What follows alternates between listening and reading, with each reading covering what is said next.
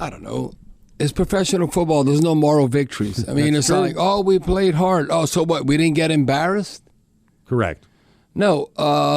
When you get embarrassed, especially at home, hopefully that's not the case against the Giants or the Patriots, then you will get booed. You will get booed, and, I don't want the bags coming out, but that could happen at home because it's not going to happen on the road.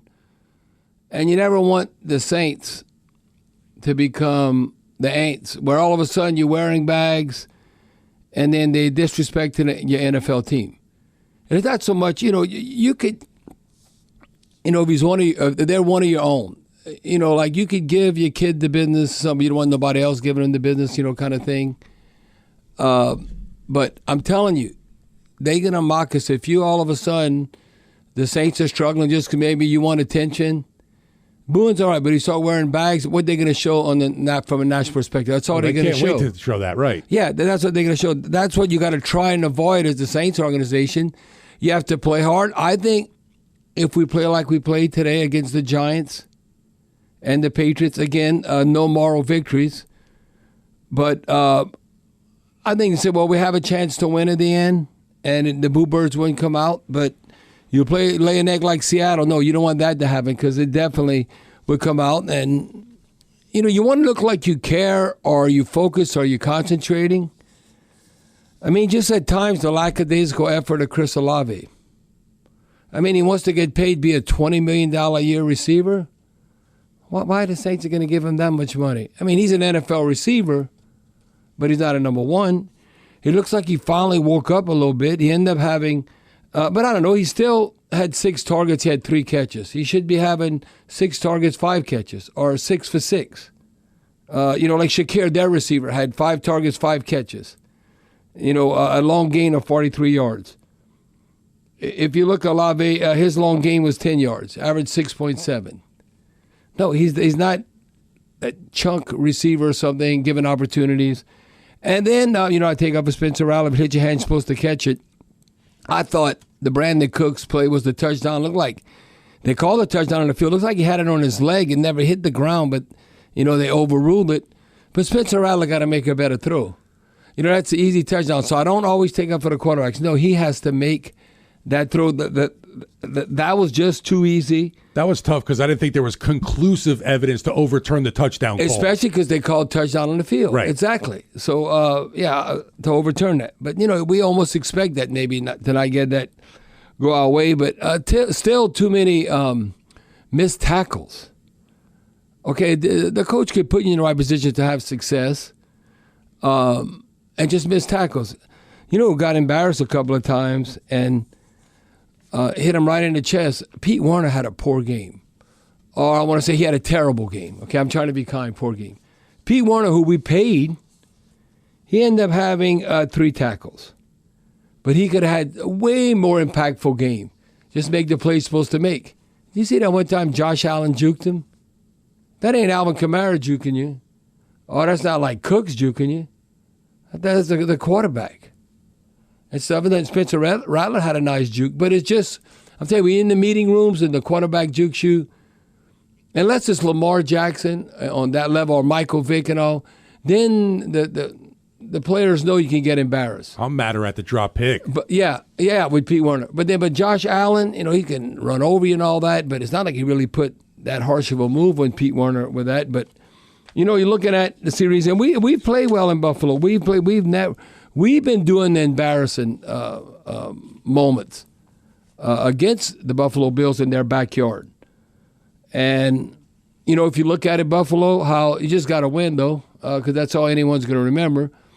A month from now, no one will remember what happened in the Saints-Bills game. They just go look at the scores. Oh, the Bills won easy, because that's a big win. Whenever you're winning by double digits, so 12 points. I did think the Saints were going to cover, and they did. I just thought it might have been more a backdoor cover, but it wasn't even that because the Saints were right there. But you look at the Bills, how their fan base, their expectations, they've now won 13 straight games at home.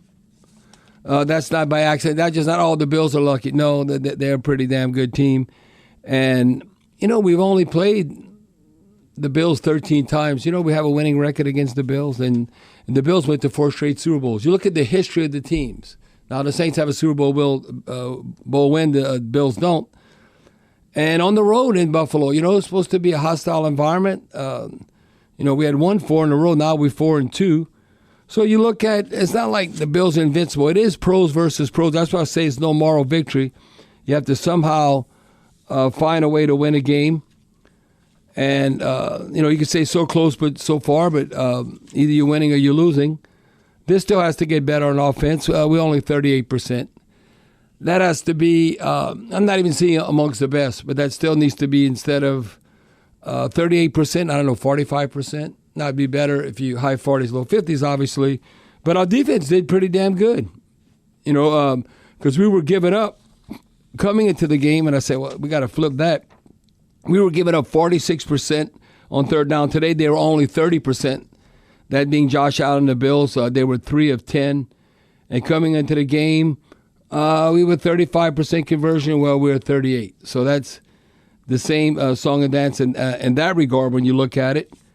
Now, red zone, you get down there, you got to score touchdowns. Like, I didn't even want to disrespect the play and call it the Philly special.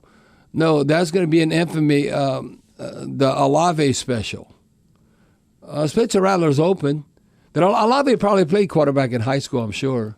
Or he's thrown a lot of footballs. I thought we'd finally see Alvin Kamara throw a ball, not Chris Olave do it. Well, maybe they obviously had confidence in Chris Olave, but he has to put some air in that. It's a touchdown.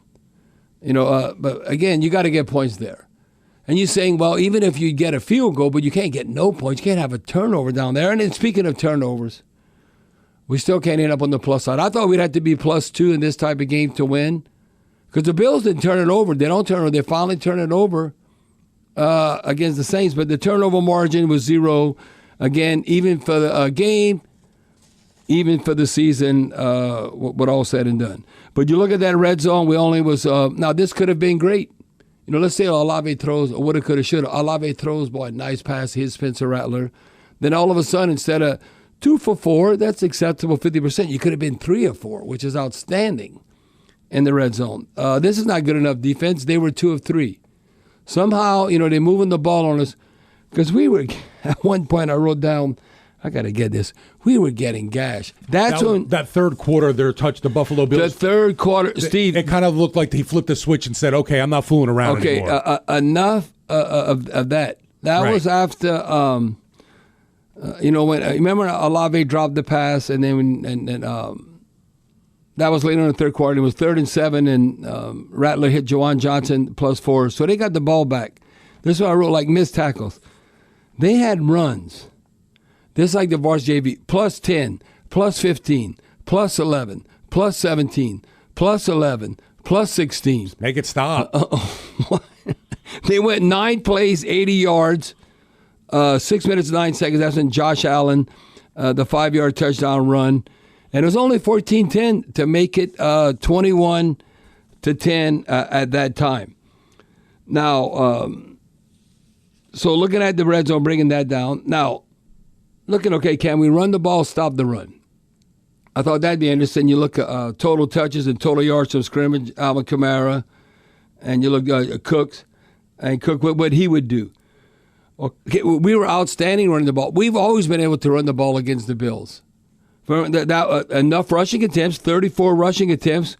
We had 189 yards. Well, the Bills were dead last because they got off to such a poor, horrendous start when the Ravens gashed them for over 200 yards.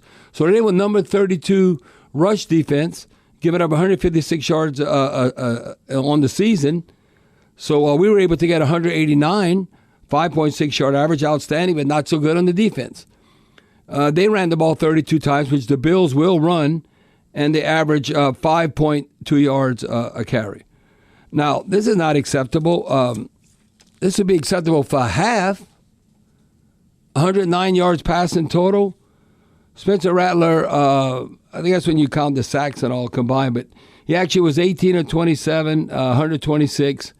Only 4 yards at 0.7 an attempt, with Josh Allen and the Bills with 9.5 yards per attempt in that regard. Now, he had a quarterback rating of 113.6, and Spencer was like 89.4. But so that was not good stopping the run, but it was good us rushing the ball, and we did attempt to run the football enough. Now, the one thing that we did win, which is very encouraging, penalties.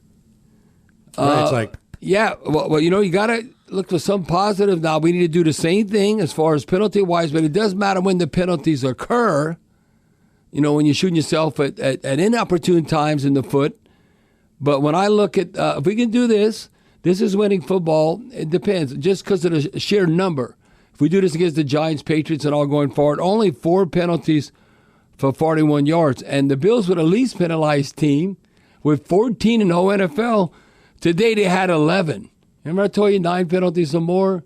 So really, they beat us by more than 12 points. That's like giving up a touchdown. I know McDermott, they're going to preach that we cannot have as much as 11 penalties when all was said and done. Now you look at Alvin Kamara, averaged 4.7 yards a carry, had a long gain of 17. He still looks like he can hit it and get it to me.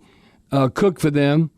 Whenever he rests, they're not the same team running the football, but he averaged 5.3 yards a carry. He had a long gain of 15. Alvin had a long gain of 17. But total yards from scrimmage, Kamara had 19 touches, 72 total yards. Wasn't as involved as he needs to be. Now, he had 4 catches. Think of Alvin Kamara. A long gain of 4, but 4 catches. He even had some minus 4 catches for 2 yards. So he ended up with 72 total yards from scrimmage. Still missing from us, Yak, man, Yak. Yeah, where Cook had 135 total yards from scrimmage. Now, obviously, that was more running the football with 117, and he had 3 catches for 18 yards. He had a long gain of 18. Let me see that. No, a long gain of 11 that occurred when that happened. Now, when you look at the defensive side, I don't know. I don't want. I guess it is pros. They could take it. They men. Kool-Aid.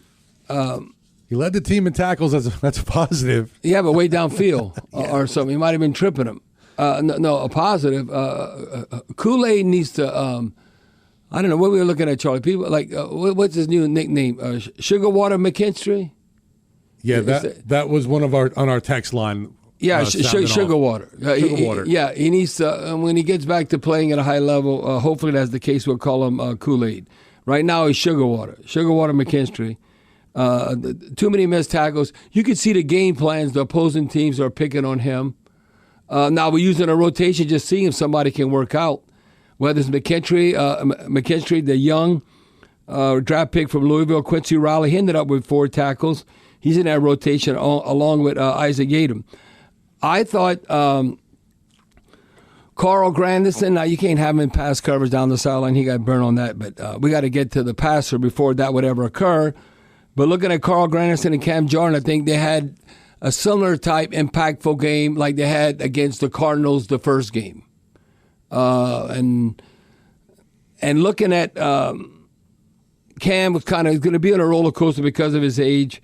He ended up with a sack. Carl Grandison had a sack. Cam had 2 quarterback hurries, tackles for loss. Grandison had a quarterback hurry, and he had 2 tackles for a loss.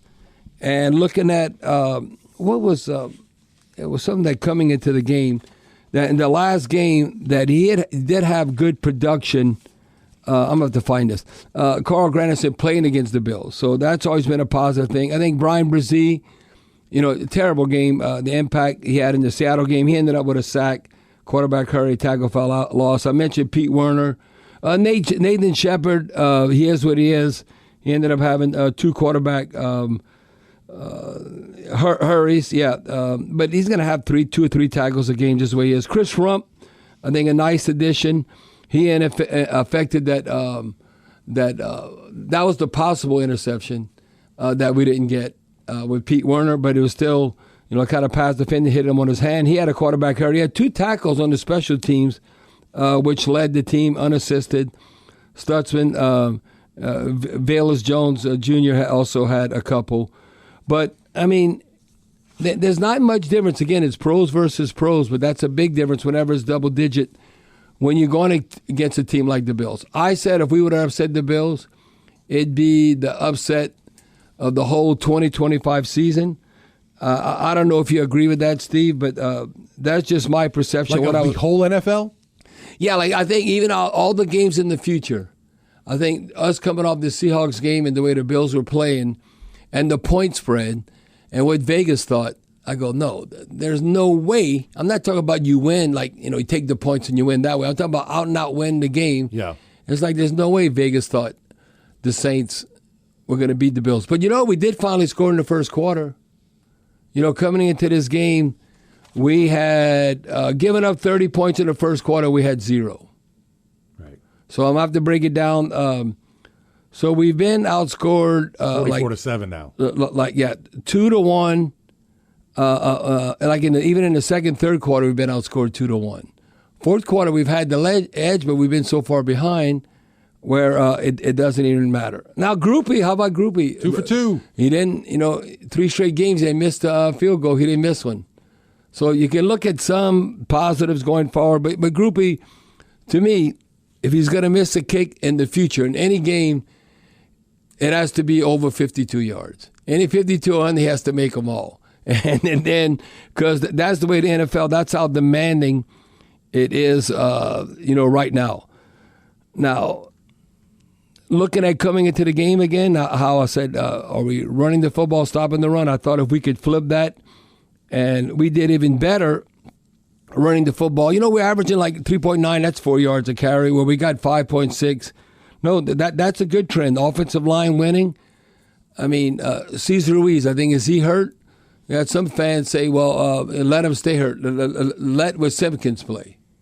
We'll just have him at guard. The very first play that Trevor Penning was in, I wrote this in my notes. I was like, that's not good. It was like all of a sudden we on defense because, we declined. And then I wrote, Kamara -1, Trevor Penning got beat. To start. But then we end up, able to score on that drive. Like Kendrick Miller, that was the Kendrick Miller we drafted, that 18-yard touchdown run. That was a great run. We go 7 plays, 69 yards to tie the game, 7-7, and finally score in the first quarter. But again, the next time they got the ball, too many missed tackles, chunk plays. Cook had runs of +7, +9, +7, then that 1 yard touchdown. Too many up and downs, roller coaster type penalties throughout. Missed tackles throughout the game that you cannot have. And there's no one thing you cannot have. Okay, we forced a 3-and-out after the turnover when we had the outstanding interception by Sanker. And that was a very excellent. And he made back-to-back plays. Great pass defended. And in the next play, 3rd and 10, he intercepts Allen. And that was the Bills' first turnover of the season and the Saints' first pick. So we finally got an interception. But couldn't carry the momentum to points. No. We go 3-and-out after the turnover, and we're in plus territory. And that was 3rd and 8 when Rattler hit Chris Olave on the out route, and he just drops it. I mean, come on. Your best receiver can't do that. And that's a momentum killer. You have the momentum, you have a chance, you're going to go take the lead. And we had a lot of plays on the Bills plus side of the field. We ended up, I think Deuce had said this, I don't know what the exact number off the top of my head, but we ended up, when you look at, 65 is always the measure and stick offensive plays. Well, we had 65, the Bills had 57. And I want to say off the top of my head, I think we had like 38 plays out of the 65 on the Bills side of the field. And we could not. This would be the type game with that kind of field position, you should score 30 points. This would have been like a 30-point outing. What I'd said before the game, I don't think we can afford to ever get in a shootout to be able to win the game. But again, there's no moral victories. The Giants are going to come to town, and we're playing them at home. They coming away with their first win. We're going to be going against a rookie quarterback now. He got his first win. We're trying to get Spencer Rattler his first win. If Spencer Rattler don't win the next game, he's tied with Troy Aikman to start his career at 0-11. Now, Troy Aikman made the Pro Football Hall of Fame. So what are you saying, Bobby? Rattler's going to make the Pro Football Hall of Fame? I don't know. We'll have to wait and see how his career plays out. But, this is why I said this in the pregame. I look at the glass half full, and you always look at strength of schedule. But I'm sure the Giants are saying the same thing. Oh, we can win 2 in a row now. Even though we're going to New Orleans, we can beat the Saints. And then didn't the Patriots come up with a big win? Tell me that Patriots score, because I want to say the Derrick May was like unbelievable today or something. They ended up beating the Panthers, Bobby, 42-13. The NFC, and the Panthers just beat the Falcons 30-0. So the NFC South, it ain't there for the taking, because that's Tampa Bay's division, the way the Bucs are playing. But the Patriots are going to say the same thing. I don't know who the Patriots play next week, but anyway, they're going to say, oh, well, we can take the Saints. But that's why I try to be optimistic the Patriots are at Buffalo. No, not so fast. Exactly. So not so fast. But that's why I was saying, okay, where are we at right now to begin the season? You can break it up in quarters. When you had 16 games, you go 4, 4, 4, 4. It's okay. Where are you after 4 games? Well, now they play 17, but you still can do it like 3 or 4 games, kind of where you at. But New Orleans was coming into this game, one of 6 0-3 teams in the NFL, joining the Texans, Dolphins, Titans, and both the Jets and the Giants. Now, we all know the Giants won. But what I was encouraged, like the black and gold, look, we play all of those teams this season except the Texans. So there may be opportunities to come away with a few wins. Or, that's what I was saying, 4 or 5 wins. I don't know. But shame on the Saints if we can't take advantage playing against teams like, right now, the Giants, Jets, Dolphins, or Titans. Now, they're probably saying the same thing about us. But that's just where we're at right now. We got to somehow find a way to win. And again, you could say, and maybe it might appease you a little bit, well, they played hard and at least we didn't get embarrassed. But no, it's pro football. Either you're winning or you're losing. It's like I said. To feel good about the game, at least you can say they didn't look as awful as last Sunday in Seattle. No, last Sunday in Seattle, it was like they got all their talent sucked away from them. Well, it was like, why are we even? It was like a money game. It was like the Seahawks would have paid us $2 million to go play in Seattle. You got those college games where they just pay you to help your budget. No, it didn't like we even belonged on the field. We look like we belonged on the field with the Bills. Correct. But it's the same song and dance. We just can't finish games and make enough plays to win. Like, I say so close, but so far. Again, I'd rather us win ugly. Boy, we were lucky. We had a horseshoe up all you know what. There's no way we should have won that game. Well, I'd rather win like that. Then, man, we played hard. But look all the opportunities we had. We played really good, but we didn't win. Because they just count whether you won or lost the game. Why is it too though? When it rains, it pours. The bounces don't go your way. The calls, nothing seems to go right when you're just in a rut. Well, no, that's why I was kind of with the Brandon Cooks touchdown. I go, oh, they called a touchdown in the field. I think that they're not going to overturn it. And then I said, well, they overturn it? I said, I got to see the angles. And the angles that we were able to see on TV, it looked like when he trapped it on his leg and he pulled it in.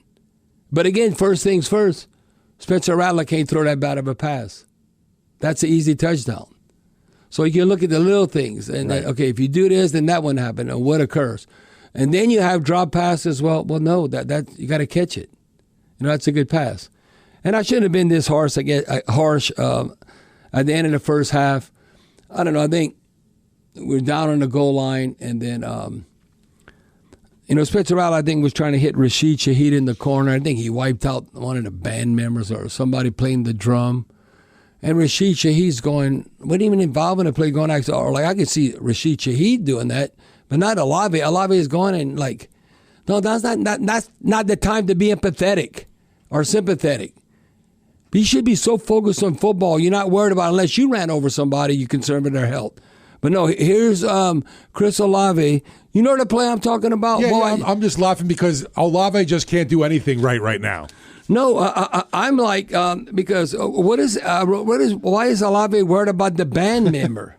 And then he goes out there and underthrows and throws an interception. Maybe he was Olave worried about special. Shaheed. Huh? Maybe he was worried about Shaheed getting tangled up. No, he was worried about the dude banging his drum or something. I was just so discouraged that you should be so focused on the game unless you're involved in running over. The guy usually holds that thing for the noise. It seems like they always get wiped out. The one that thinks for like the football TV noise. Right. And you see him do a backflip and some player will run him over and they're concerned about him. But unless you involve, I mean, come on, you're not a trainer. You shouldn't be. I think because it was a female too, so there could have been like a. Oh, it was, I didn't even see. I was so focused on the about play. a girl getting trucked by the football player. I didn't even know if it was a girl. Was it Pat? I don't know, Patty. I don't know. Was it a girl? I mean, if you're so focused. It was a female that got run over. If you're so focused in the game, you don't even like realize that. I don't. Whatever.